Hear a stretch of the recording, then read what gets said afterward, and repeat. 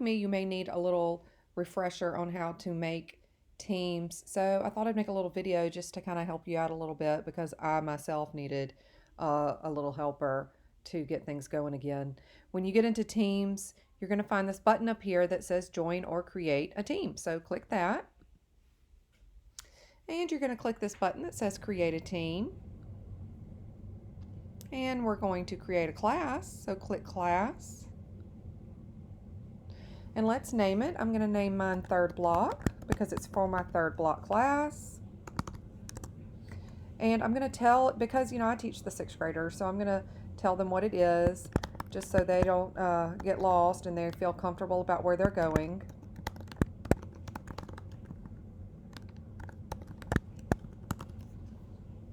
Now, when you click next, it's going to start compiling your group, but it's also going to give you a place to enter your students' names.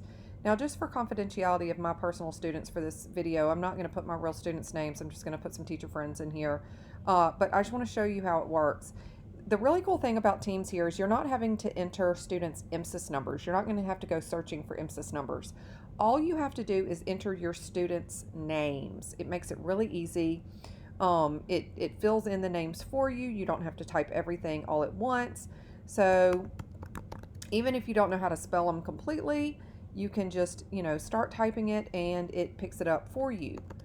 The biggest thing to be careful about is sometimes you've got two people with the same name.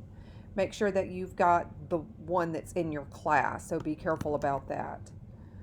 So just pick up a few people, or get all the students that are in your class. Make sure you list them all. I'm just going to add a few people just for the sake of this video. Click add. There's the people for my particular class I'm making right here. You can go ahead and click close, and it takes you to this page. I always kind of get scared that I haven't included everybody, and of course you're going to want to go and double check. So when it takes you to this page, go find these three dots right here. Click these three dots, click manage team, and it goes here. It says members and guests. Click that and it shows you your kids. Now, if you realize, oh my goodness, I left a kid out, just go up here and click add member, and it takes you back to this exact same box and you can add the people again. It makes it super easy. And then if you want to go and see all your teams and what all you've created, go back over here to this left hand side and click teams again, but click it twice and it shows you your teams that you've made it.